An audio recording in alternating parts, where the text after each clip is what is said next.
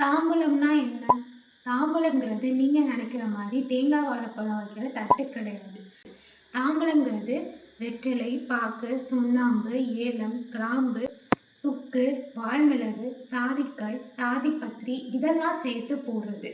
இப்போ இதெல்லாம் யாரும் சேர்த்து போடுறது கிடையாது. ஏன்? வெற்றிலை போடுற பழக்கமே கம்மியாகி நாமெல்லாம் பீடா சாப்பிட ஆரம்பிச்சிட்டோம். இதையும் சரியான முறையில் நம்ம சாப்பிட்டோம்னா இது கூட மருந்தாகும்.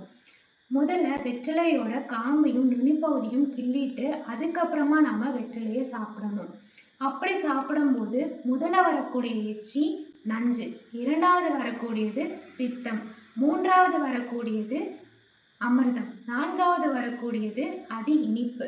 இந்த முதலும் இரண்டும் நாம முழுங்கக்கூடாது. மூன்றாவது நான்காவது நீர் மட்டுமே நாம முழுங்கணும்.